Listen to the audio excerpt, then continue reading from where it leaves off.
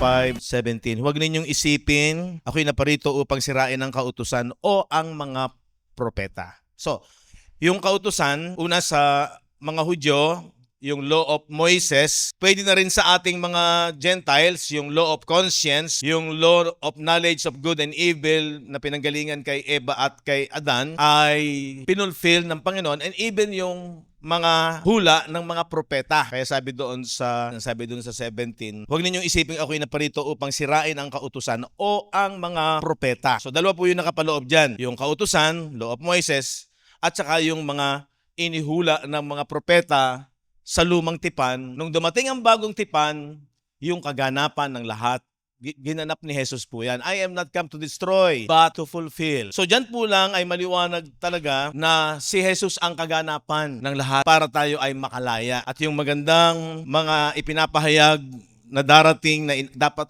pagtiwalaan at asahan, una sa mga Hudyo at maging tayong sa mga Gentiles ay ginanap na ng Panginoong Hesukristo sa buhay ng bawat isa. Okay, di ba? Kaya yan po yung kalayaan na ginawa ng Panginoon. At doon nga po sa gospel, malimit ko po kayong i-challenge, bilang tayo ay mga mananampalataya, ang pinagkakaisahan natin, maging maliwanag yung mabuting balita. Sabi ng 2 Corinthians 4:3-4, if our gospel be hid, it is hid to them that are lost. Kung ang aming ebanghelyo ay natatalokbungan, sabi ni Pablo, yung ebanghelyo ni Pablo, yung inihayag kay Pablo na mystery of the gospel, dapat daw yun ay magliwanag. Kaya sabi ko nga sa isang kapatid, dapat ikonsidera natin, lalo na tayo mga Gentiles, yung gospel ni Pablo. Kasi isa rin sa sinasabi sa Acts, chapter 9, verse 15, ang sabi doon, but the Lord said unto him, sabi kay Ananias, go thy way, for he is a chosen vessel, si Pablo daw, unto me, sabi ng Panginoon, to bear my name before the Gentiles and kings and the children of Israel. Diba? So, ipinahayag ng Panginoon kay Ananias, tanggapin si Paul, ipag-pray, sapagkat siya ay itinalaga ng Diyos, maging vessel na pinili ng Diyos para ipakilala kanyang pangalan, una sa mga hentil. So, yun po yung napakahalagang ikonsidera at napakagandang maunawaan natin na ang daladala ni Pablo talaga yung mystery ng gospel. Kasi doon po nakapaloob yung kalayaan na mayroon tayo ngayon. Kalayaan na kung saan ay bunga ng kanyang pagmamahal. Meron tayong law of everlasting commandment, Romans 16:25-26. Meron tayong yung obedience to the law of faith, law of the spirit that gives life. Yan lahat po ay nakapaloob sa gospel of Christ. Ano po? Bilang kanyang pagmamahal sa atin. Pagkatapos, Romans 16:25-26, law to the obedience of faith or law of faith. Tapos nakalagay po din yan ng everlasting commandment. Kasi nakaka-confuse po kasi sa atin nung araw na sinasabi nga na wala na tayo sa law pero meron pa rin mga law. And then yun din yung sinasabi ni James Santiago, law of liberty, na sinasabi niya na kung sinasabi mo mayroong kang pananampalataya, wala ka namang gawa, ang pananampalatayang walang gawa ay baog. Totoo naman. Kasi ang sabi ng Ephesians 2:8-10, kasi sabi ng 8:9, for by grace ye are saved, not by your good works, lest anyone should boast. Sa pamamagitan doon ng biyaya, tayo naligtas. Ito hindi sa ating mga gawa. Ito ay kaloob ng Diyos. Diba? Sabi dyan. Para ang sino man ay huwag mapuri o magmayabang. Yun po yung law of sin and death. Yun po yung law of Moises. Diba? Pero pagdating sa Ephesians chapter 2 verse 10, ano sabi ng verse 10? For we are His workmanship. Yan. Created in Christ Jesus. Ano sabi dyan? Unto good works. So yan po yung, hindi pwedeng pag ikaw ay nasa biyaya ay wala kang good works. No? Pag ikaw ay bunga o produkto ng biyaya ng Panginoong Jesucristo, pag natanggap mo yon, nanampalataya ka, hindi pwedeng hindi yun magkakaroon ng bunga. Sabi dyan, which God had before ordained that we should walk in them. At yun nga yung ating dapat lakaran, na ikaw ay merong mabuting gawa. Unang-una, ang mabuting gawa po ay yung ating pananampalataya. Nabubuhay tayo sa pananampalataya. Ina-apply po natin yun sa ating pagkatao, yung pagtitiwala natin. Kaya yun po ay obedience to the law of faith. So dapat maging balanse na. Hindi na tayo nako-confuse. No po? Hindi tayo nako-confuse. Bakit meron pa ring law? No? Merong law of liberty. James chapter 1, verse 18. Sa kanyang sariling kalooban ay kanya tayong ipinanganak. Ito yung maganda no? Relate ito doon sa 1 Peter 1:23 na tayo ay ipinanganak hindi sa binhing sa binhing may kasiraan, kung hindi sa binhing walang kasiraan na salita ng Diyos. Si James din sabi niya, of His own will, sa kanyang sariling kalooban, ay kanya tayong ipinanganak sa pamamagitan ng salita ng katotohanan, di ba? Doon tayo ipinanganak. Kaya nga sabi ko, kung gusto mong ma-detect talaga bang ikaw ay born again, ayun ang Bible din ang nagsasabi na kaya tayo ipinanganak, hindi yung tinanggap mo lang si Jesus sa sarili mo, confession, na unawaan mo sa salita ng Diyos. At yun ay pinanampalatayaan mo. Kaya sabi nga, faith cometh by hearing and hearing by the word of Christ. Nag-aaral tayo. That we should be a kind of first fruit of His creatures. Kaya meron kang, yung mga believers that time, sila yung pangunahing bunga. Ano yung pangunahing bunga? Yung kanilang spiritual na buhay na dating patay, nag-resurrect, first fruit of the resurrection. Una, si Jesus ang first fruit. At maging yung mga mananampalataya in that time, sila yung first fruit of His creatures. Paano tayo na-create? Sa pamamagitan ng kanyang pagmamahal, doon sa ginawa niya sa krus ng Kalbaryo. Pag naunawaan mo yung ganda nito, pag naunawaan mo yung bad news, para malaman mong merong good news, importante po yan. Ano yung mga apat na elemento na pinag-aaralan nating kalimitan? Yung sin, ito po yung noun, in the flesh na nasa laman, di ba? Pagkatapos, yung law na nagbigay ng power doon sa sin. Dito sa sin, ang verse niya nandun sa Romans chapter 7, di ba? Starting verse 9 hanggang 19, nilinaw doon yung sin in the flesh. That's the sin that dwelleth in me, that is in my flesh. Kaya dapat ma-master po natin yon. Magandang ma-master yan kasi yan ang magiging susi para yung mga maraming katanungan ay magliliwanag sa ating isipan. So yung law, sabi ng 1 Corinthians 15:56, yung law ang nagbigay ng power, strength doon sa sin, di ba? Kaya nabuhay yon, di ba? Sabi ng Romans 7:9, noon nabubuhay akong walang kautusan, pero nung dumating ang kautusan, nabuhay ang kasalanan, itong sin na to, at ako'y namatay. Nagkaroon ng death, kasi for the wages of sin is death, dahil magkaroon siya ng mga transgression. Ito po yung verb, yung mga action, yung mga transgression.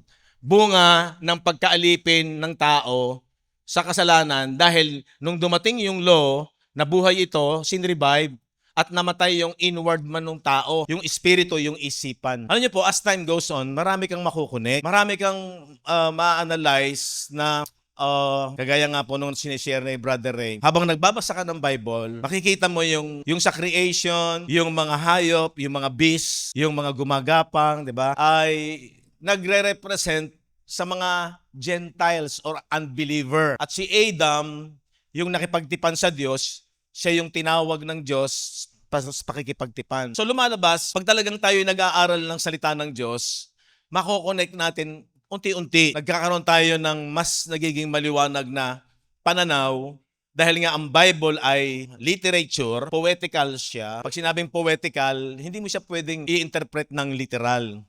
Okay? So, kagaya po ng mga ganon, pagka itong gospel ay nagliwanag sa ating puso't isipan, kagaya nito, makikita mo, ito yung idinil ni Jesus sa krus para matapos. Kasi ito yung umalipin sa tao, bunga ng kasalanan na ang naging cause ay death, which is na-analyze natin na ang kamatayan ni Eva at ni Adan ay spiritual. So, lahat ng tao ay pinagharian ng kamatayan, gawa ng knowledge of good and evil, di ba?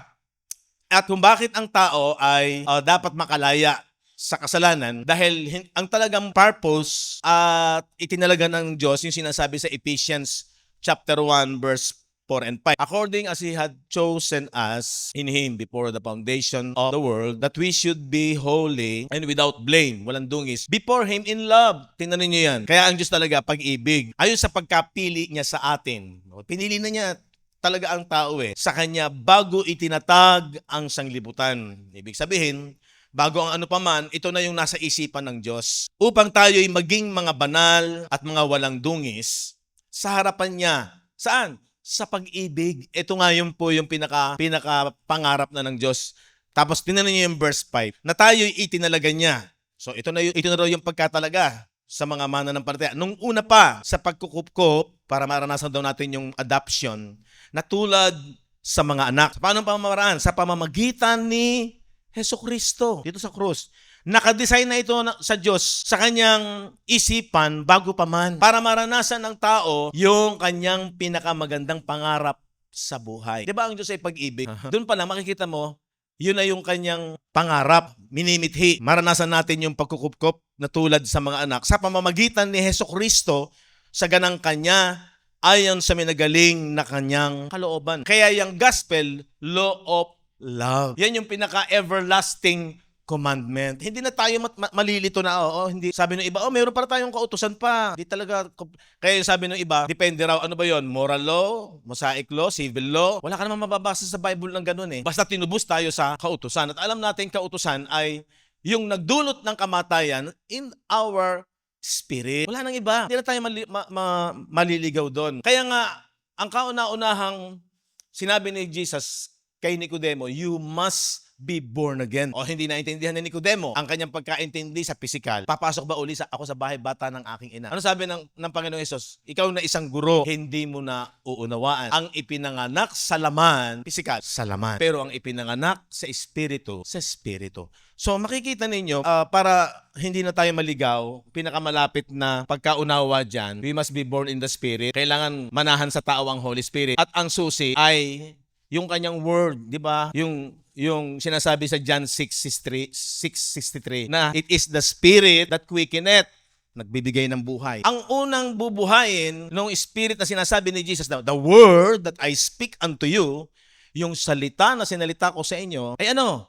Pawang Espiritu, Spirit, small letter S, at pawang buhay. Paano ka maboborn again? Paano mabubuhay yung dating patay na Espiritu? Tanggapin mo yung salita ng Diyos, yung Espiritu na nagbibigay ng buhay. Kasi yan na yung, before the foundation of the earth, yan na yung nasa isipan ng Diyos. Wala nang iba. Wala na. Doon tayo itinalaga nung pasimula pa para maging banal, walang dungis. Kaya maiintindihan mo na yung law, which is good, just, matuwid, pero dahil ang tao ay may laman, may sin in the flesh, at yung law ang nagbibigay ng power, kinakailangan niyang tapusin yung nagpapaalipin sa tao. Na itong sin, nung dumating yung law, na buhay, nagkaroon ng transgression, at nagkaroon ng penalty, ay kamatayan. For the wages of sin is death. Kaya sabi ng Panginoon ng Diyos kay Eva at kay Adan, that in the day that you eat, you will surely die. Sa araw na inyong kanin yan, mamamatay kayo. Anong namatay?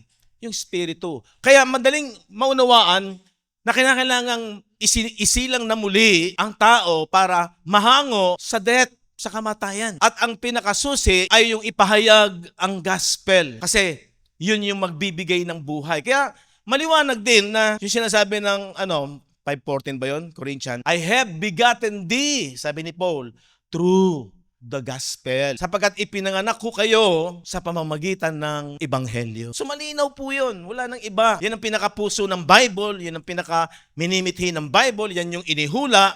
At ang fulfillment nga ay si Jesus. Kaya niyo tinupad ang law para ma-redeem tayo, una ang mga Hudyo at maging tayo doon sa curse ng death kay Eva at kay Adam sa kamatayan. Dahil yung law ang nagbigay ng power. Kaya yung mga pinag-aaralan natin na yung Galatians 3:13 and 14, Christ had redeemed us from the curse of the law. Diba? Tapos ano sabi ng 14? Dahil nasusulat, it is written, cursed is he who hangeth in the tree, sa puno, yung cross. Sinusumpa daw yung ibinibitin sa punong kahoy. Ito yung tree, di ba? Kaya makikita natin, tapos na tayo, yung ating inward man, ligtas na. Wala, abolish na yung death. Pinalaya na tayo. Kaya yung law of liberty. Okay, tuloy natin yung James. So, sinilang tayo sa salita ng Diyos. Walang duda. Kaya, yung mga born again, tayong mga born again, ano man ang mangyari, ang salita ng Diyos, mahal na mahal natin yan. Diyan ka ipinanganak sa salita ng Diyos. Kaya, magkakaroon tayo ng doubt at baka sarili mo mag-doubt ka kapag wala ka man lamang kagana-gana sa salita ng Diyos. At marami, nananangan na lamang sa religious system. Ligtas na tayo. Basta naniniwala tayo, dumadalangin tayo. Walang liwanag ng salita ng Diyos. Diba? Thy word is a lamp. Sabi ng Psalms, Thy word is a lamp unto my feet and a light unto my path. So yun yung nagbibigay ng liwanag. Yan din ang ilaw. Yan din ang buhay. Yan din ang espiritu. Kaya na-analyze natin na ang tunay na pagsamba sa espiritu at katotohanan ay ang salita ng Diyos ay tinatanggap natin. At yun ang Kaya ito rin ang source ng faith. Romans 10:17, faith cometh by hearing and hearing by the word of Christ. Ang pananampalataya ay nanggagaling saan? Sa pakikinig ng salita ng Diyos. Yun ang source, yung word. Yun ang genuine faith. Hindi yung sinasabi mo, tinuro ng religion, tinuro ng school, tayong mga Pilipino ay Kristiyano, naniniwala tayo sa... Pero without the love of the Word of God, yung hindi pagtitiyaga sa salita ng Diyos, ay doubt, magkakaroon ka ng doubt na talaga ba born again tayo. Isinilang tayo sa salita ng Diyos. Kasi yung salita ng Diyos, yun yung Spirit nagbigay ng buhay. So, maunawaan natin, sino yung tunay na born again? Kailangan malinaw po ito. Andito rin lamang tayo sa pagtitiis at pagtitiyaga na uma-attend. No? Minsan, isinasabi muna natin yung ilang mga bagay dahil nga mahalaga sa atin ang salita ng Diyos. Di linangin na natin ng mas maliwanag. Para yung journey ng ating pananampalataya, talagang ang guide natin ay ang salita ng Diyos. At mismong, the Bible interpret itself. Sabi ko nga sa isang kapatid, para wag ka na tayong madaya, wag ka na masyadong magtitiwala doon sa mga kung ano-ano mga babasahin na gawa ng tao. Dito ka muna sa Bible. Nung araw, mahilig din ako magbibili ng mga good or God. Masarap mga pakinggan kung ano-ano mga pautot. Parang bibihagin ka sa mga magagandang technical word. No, ito talaga ang Bible, oh. The Bible interpret itself. At ang pinakasusi kung bakit ko po kayo laging china-challenge na kabisahin natin ito. Pag nakabisa mo to, pati yung mga hulang-hula na yan, madali nang maintindihan. May aantayin ka ba bang resurrection? Sabi ng Ephesians 2:5 and 6, tayo'y kasamang ibinangon na ni Kristo Jesus sa sangkalangitan at pinaupong kasama ni Kristo Jesus. Di ba? Even when we were dead in sins, had quickened us together with Christ. Pansinin niyo po yung mga tenses. Binuhay na tayong kasama ni Kristo. Quickened. Past tense na yun eh. Kaya tayo ay naligtas na sa biyaya. And had raised us up at ibinangong kalakip ni Kristo and made us sit. Di ba? Puro past tense yan. Kasi nangyari po yan sa espiritu ng tao, sa inward man. Kasi nga po, ang pinaka-agenda ni Jesus ay yung ating espiritu. Kaya nga, born in the Spirit. Kailangan kayo ipanganak sa Espiritu, sabi ni Jesus. Kailangan. Diba? So doon lang, hindi ka na maliligaw. Na talagang ang focus ng kingdom ni Jesus ay heavenly and spiritual. Kaya, law of faith, everlasting commandment, kasi ang dulot niyan magpakailanman. Okay? Law of liberty. Law of liberty dahil pinalaya tayo dito sa bad news. Kaya sabi ng Galatians chapter 5 verse 1, tingnan niyo. Kasi ang problema ng mga taga-Galatia, ang context ng Galatia is merong mga nandaya sa mga taga-Galatia na bumalik uli sila sa practice ng kautusan, circumcision.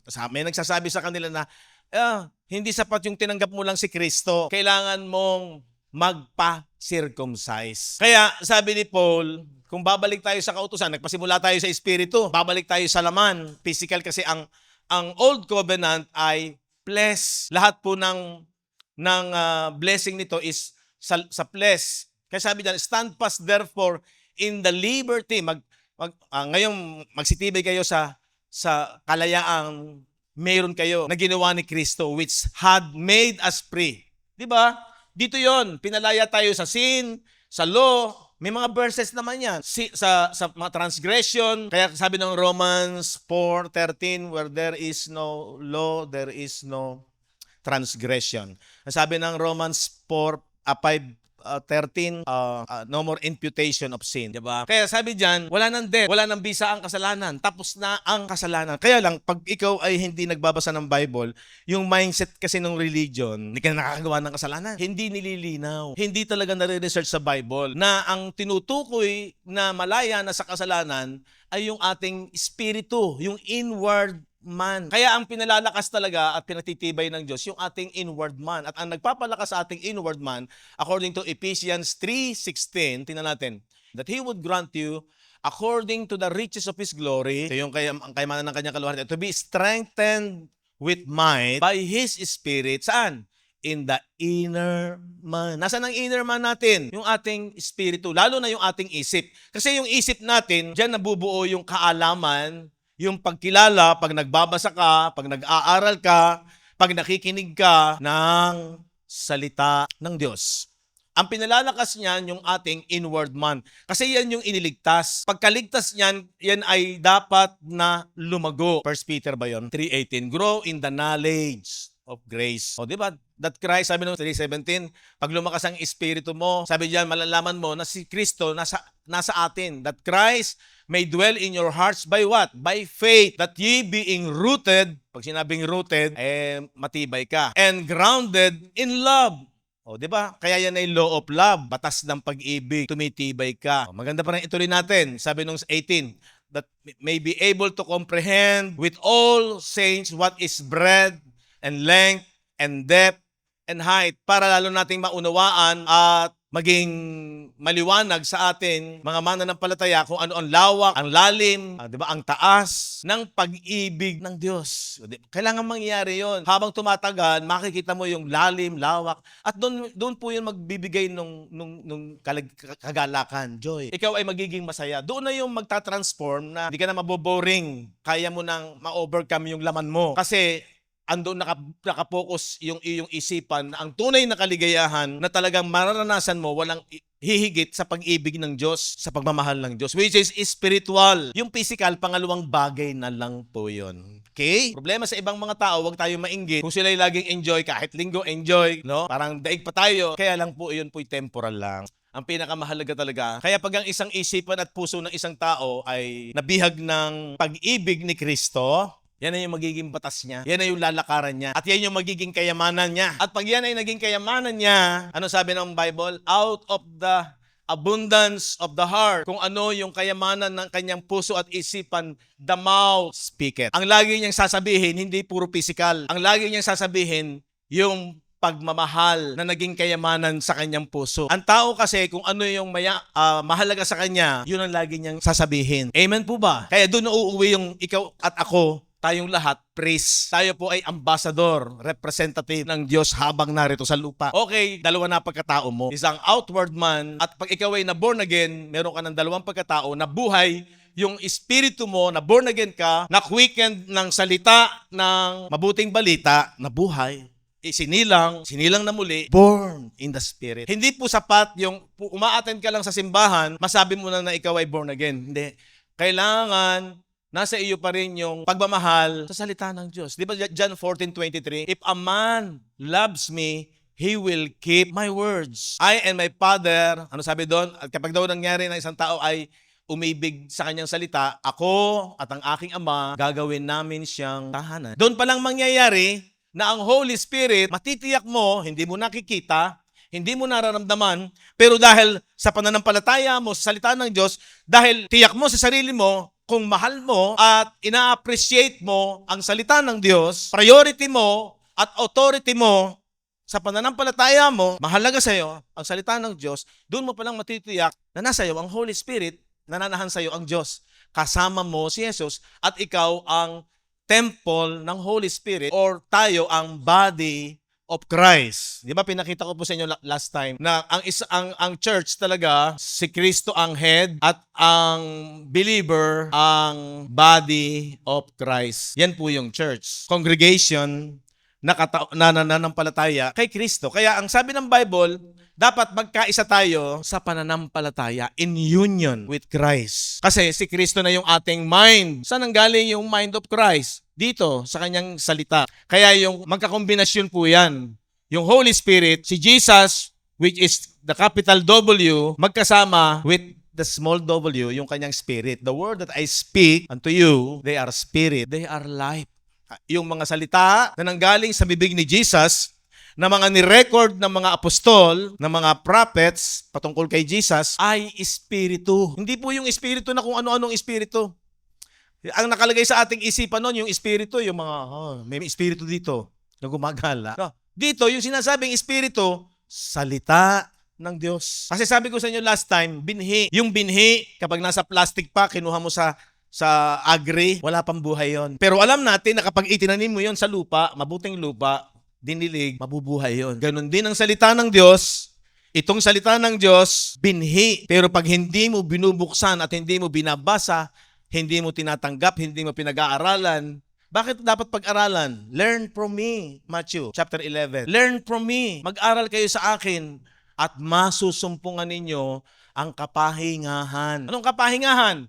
Yun to, wala na tayo sa pagkaalipin. Makapapasok na tayo sa presence ng Diyos. At ang Diyos nasa atin. Okay? So, napaka-importante po maintindihan natin. Law of faith, law of liberty, law of love. Tuloy ko nga yung Santiago. Chapter, ano ba yung sabi ko? 1 verse 18. Tayo ay naging anak, ipinanganak sa pamamagitan ng salita. Sabi ng 19, malalaman nyo ito, minamahal kong mga kapatid. Verse 19. Ngunit, tingnan niyo to, magmaliksi. So, pag inanalyze mo yung word na magmaliksi, meron ka nang mapipicture. Magmaliksi ang bawat tao. Saan? Sa pakikinig. Every man be swift to hear. Maging maliksi daw tayo doon. At huwag mabagal. Minsan sa bawat salita na mababasa mo, tanungin mo sarili mo, ako ba nagmamaliksi sa salita ng Diyos? Magmaliksi ang bawat tao sa pakikinig. Magmakupad sa pananalita. Magmakupad sa pagkagalit. So, minsan ng mga tao, madaling mainis, no? Hindi naintindihan. Minsan merong mga anak na parang naririndi sa sinasabi ng magulang. Paulit-ulit na eh. Diba? Sino nakaka-observe nun? At minsan tayo nakaranas nun. Na nung bata ka pa, pag merong mga sabi ay sermon nanggagaling sa mga tatay at nanay, sabihin, paulit-ulit na eh. Opo. So, wag daw. Magmaliksi tayo sa pakikinig. Mahalin natin, gawin nating lifestyle yung mas gawin natin yung pakikinig. Okay. Ang sabi ng, lundag tayo, verse 22. Datapwat maging tagatupad kayo ng salita at huwag tagapakinig lamang. Bakit? Kapag ikaw daw ay tagapakinig lang, 1 point na yung nakinig ka eh. Pero huwag lamang yung tagapakinig lang. Ano yung tagapakinig? Head knowledge. Daming alam, pero hindi tagatupad. Paano mo tinutupad? Pinananampalatayanan mo. Diba? Huwag tagapakinig lamang na iyong dinadaya ang iyong sarili. Sapagkat kung ang sino man ay tagapakinig ng salita at hindi tagatupad, ito yung ilustrasyon.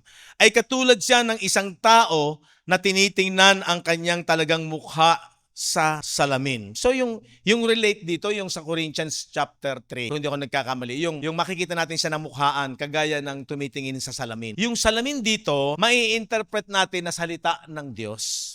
Kasi dito, sabi dito, no, wag ka daw lamang tagapakinig kung hindi tagatupad. Kasi ang magiging kagaya mo ay kagaya ng isang tao, ito yung salamin, humarap siya sa salamin, tapos nakikita niya yung kanyang anyo. Kung meron siyang dumi, kung meron siyang or kung sino ba siya, ano ba yung kanyang itsura. Sabi diyan, sapagkat kung ang sino man ay tagapakinig ng salita at hindi tagatupad, katulad siya ng isang tao na tinitingnan ng kanyang talagang mukha sa salamin. Ano sabi ng 24? Minasdan niya ang kanyang sarili, bawat isa. At siya'y umalis at pagdaka kanyang nalimutan kung ano siya. Ibig sabihin, yung kanyang nakita, hindi talaga itinanim sa isipan. Hindi talaga nakatanim sa isipan. Kaya, nung umalis siya, wala lang, nalimutan lang niya. Anong ibig pong sabihin nun? Mamasdan niya ang kanyang sarili at siya'y umalis at pagdaka kanyang nalilimutan kung ano siya. Ito po yung Bible. Pagbabasa mo ng Bible, nabasa mo na ikaw ay minahal ng Diyos. Namatay siya para sa iyo at pinalaya ka sa kasalanan. Na ang tao ay ginawa na niyang banal at walang dungis ang kanyang taong panloob, spirit. At siya'y ligtas na. Wala na sa kanya ang kamatayan. Hindi na siya paghaharian ng kamatayan. Siya'y matuwid na. Yun yung kanyang sarili pag nagbabasa siya ng Bible. Pero kung hindi talaga niya interesado o hindi talaga niya ina-appreciate ang katotohanan nung salamin, nung salita ng Diyos, at hindi niya talaga binibigyan ng authority sa kanyang buhay, hindi niya yung pahahalagahan, hindi yun mananatili. Kaya ang sabi sa Bible, if you keep in memory, 1 Corinthians chapter 15 verse 1, ngayon ipinapatalastas ko sa inyo mga kapatid na ang ebanghelyo, ito yun, na lumalabas yan din ng salamin. Ang ebanghelyo na sa inyo'y aking ipinangaral na inyo namang tinanggap na siya naman ninyong pinananatilihan. So una-una dapat tanggapin at dapat doon ka mananatili. Sa pamamagitan nito, bakit? Sabi niya, sa pamamagitan nito, ligtas kayo, pero may kondisyon. Kung matiyaga ninyong iingatan ang salitang ipinangaral ko sa inyo. Maliban na kung kayo'y magsipanampalataya ng walang kabuluhan. So yun yung walang kabuluhan.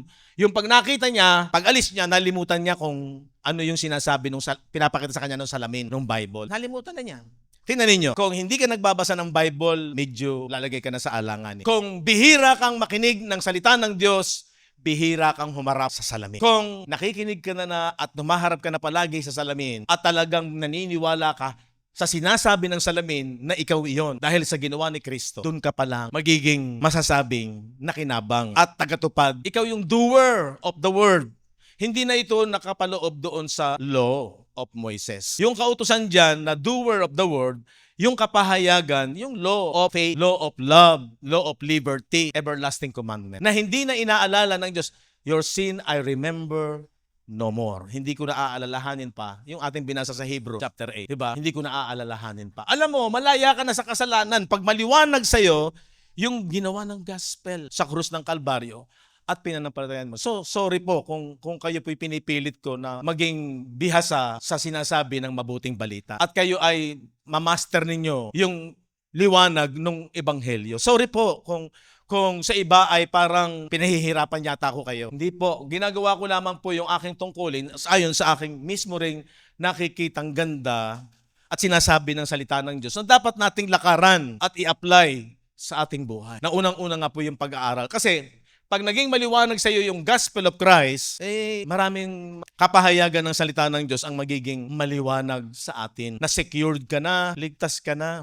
Meron nga po kasing nabasa rin ako sa Facebook. Nagtatalo-talo sila, once saved, always saved. Sabi ng iba, hindi raw dapat ilalaban mo pa raw yung pananampalataya mo, baka mawawala ang kaligtasan. Kaya minsan, pagka hindi ka nagbabasa at nag-aaral at matibay ka sa pag-aaral ng salita ng Diyos, maski ikaw makukonfuse, parang tama yung sinasabi niya. Di ba? Pati ikaw makukonfuse. Yun ang dahilan kung bakit kailangan tayo maging matatag at matibay. Rooted and grounded in love. Bakit? Tingnan natin. Kasi ito yung bagong utos John chapter 13, 34 to 35. Isang bagong utos ang sa inyo'y ibinibigay ko. Na kayo'y mag-ibigan sa isa't isa. Na kung paano iniibig ko kayo, ay mag-ibigan naman kayo sa isa't isa. Paano tayo iniibig ng Panginoon? Sa physical ba? Hindi, sabi ni Jesus sa mga Hudyo, the flesh profiteth nothing. Pangalawang bagay na lamang yung sa laman. Ano yung pag-ibig na sinasabi niya? Yung gumawa kayo, hindi dahil sa pagkain na papanis at nasisira, kung hindi dahil sa buhay na walang hanggan. Ang pag-ibig niya, ang gusto niya, magpakailanman. At ganun din yung pag-ibig na dapat meron tayo. Na tayo nagmamalasakitan, hindi dahil lang sa physical, na maabot yung pangangailangang physical. Nabubuhay tayo sa physical, iba na yung layunin natin. Yung pag-ibig ni Kristo nasa atin na rin. Ano yon? Eternal life. Yun na yung pinaka-agenda. Bakit tayo nabubuhay sa lupa at nagiging mabunga yung buhay natin? Dahil tayo ay nakikipagkaisa kay Kristo. Kapag ikaw tinanggap mo yung pag-ibig ni Kristo, nakipagkaisa ka sa Kanya. In union. Parang sa kasal. Pag sila ay kinasal, di ba? Yung una nobyo at nobya lang. Pinakasakdal ng kanilang pagsasama ay pag sila'y pumasok sa pagkakasal. Okay, tingnan natin itong Genesis chapter 2 verse 24. Therefore shall a man leave his father and his mother and shall cleave unto his wife, and they shall be one flesh.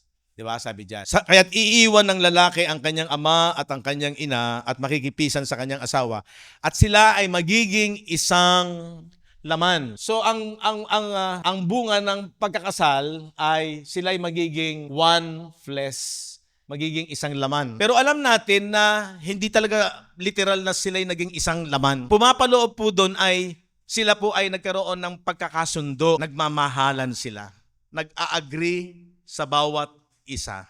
Dahil kapag sila'y hindi magkaisa, lagi silang nagkokontrahan, kontras, di naniniwala sa isa't isa. Kaya makikita nyo yung kahalagahan ng paniniwala, pagkakasundo. Yung faith po ay pagkakaisa, pakikipagkaisa.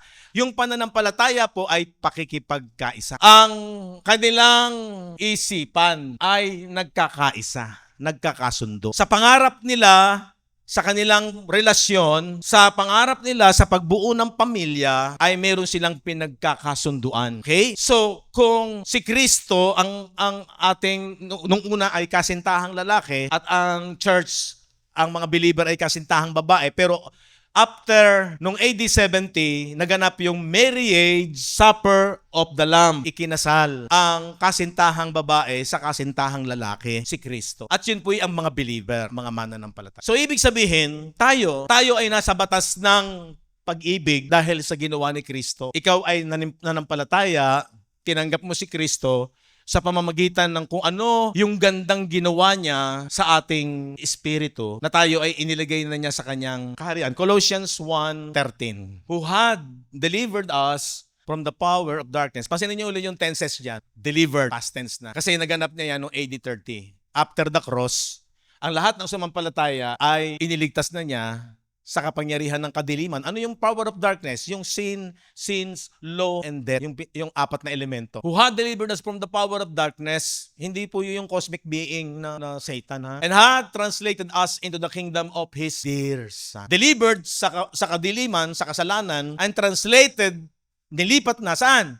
Sa kaharian ng kanyang anak. Diba? Kaya yung espiritu mo, yung isipan mo, nanampalataya sa ginawa ni Kristo. Nakikipagkaisa ka. In union. Yan po yung law of love. Nakipagkaisa ka, tinanggap mo yung pag-ibig ni Kristo. Parang ikinasal, naging isa sila. And the two shall be one. In union.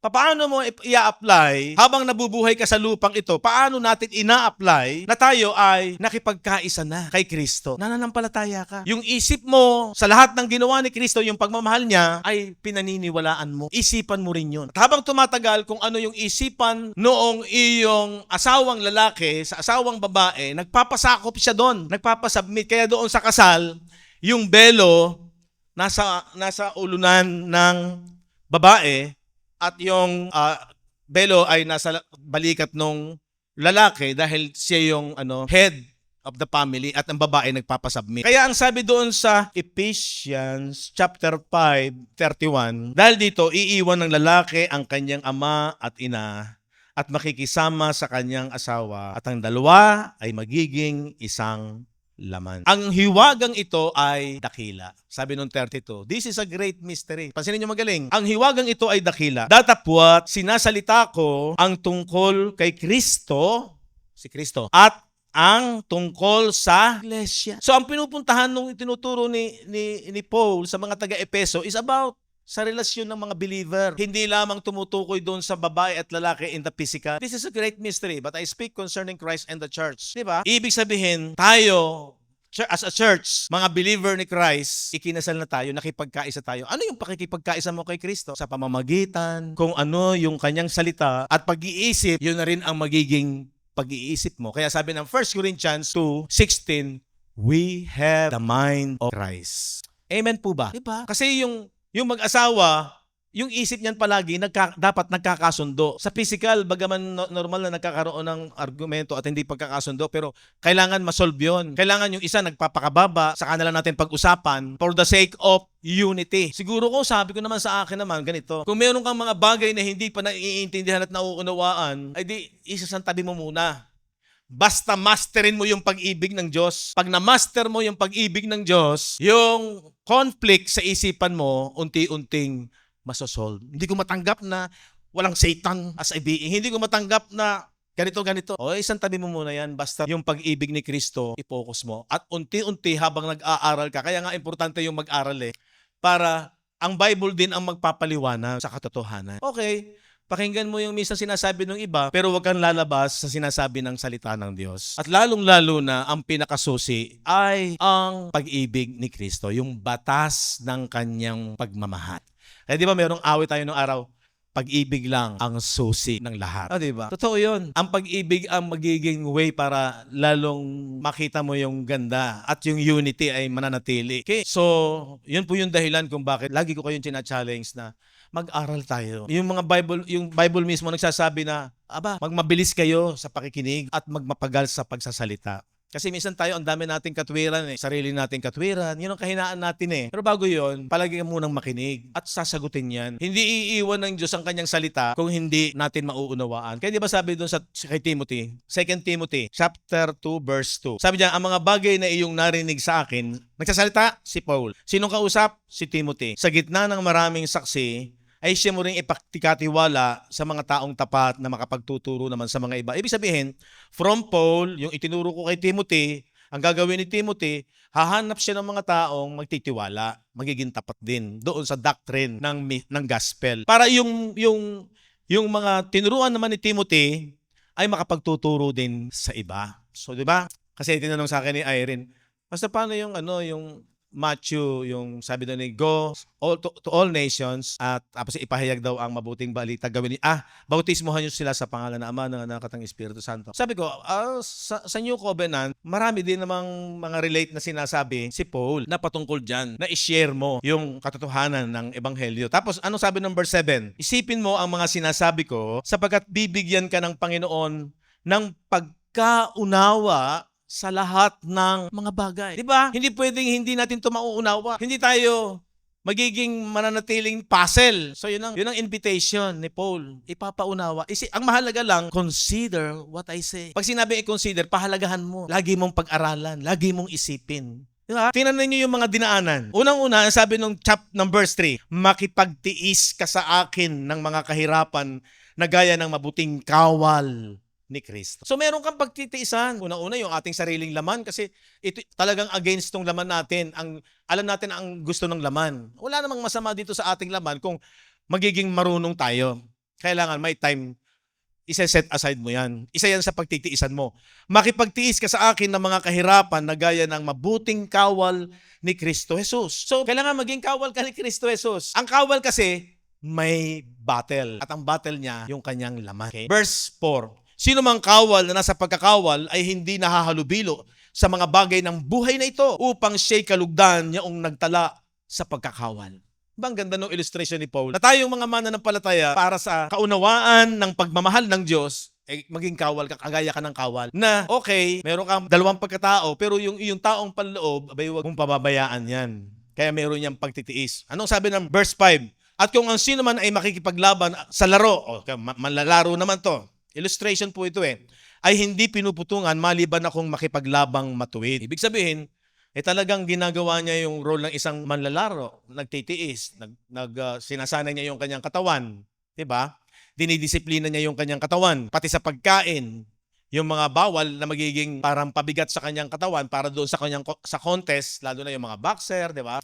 Mga basketball player, may mga disiplina yung ginagawa. Basta na ba sila kakain, di ba? May disiplina silang gagawin para matamo nila yung kanilang putong o tagumpay. Verse 6, ang magsasaka. So magsasaka naman ay nagpapagal ay siyang kailangang unang makabahagi sa mga bunga. Yung magsasaka daw, bago magkaroon siya ng bunga, nagpapagal. Labor. Kaya ang mananampalataya, hindi tayo pa easy-easy lang. Although tayo ay wala na sa sariling effort para maligtas, pero nung ikaw ay na kay Kristo, nakipagkaisa ka sa Kanya, meron kang pagtitiis, meron kang kinakailangang laban, disiplina, para makamit kung liwanag ng pagmamahal, yung liwanag ng pagmamahal ng Diyos sa atin.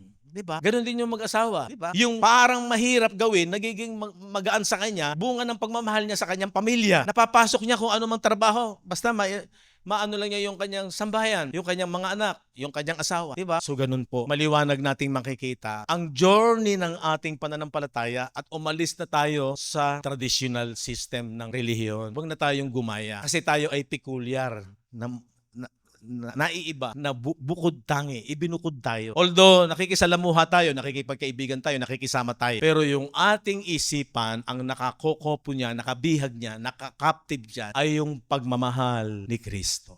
Amen. Okay, so yun po. Sana po ay itong mga simpleng katuruan na to ay magbigay ng liwanag sa ating buhay, sa bawat isa po sa atin, kung bakit tayo ay meron ding kautusan pero hindi na yung kautusan sa lumang tipan. Law of faith, obedience to the law of faith, Romans 16:25-26. Law of liberty, Romans 8:1 and 2, Galatians 5:1, and saka yung ang batas ng kalayaan sa James.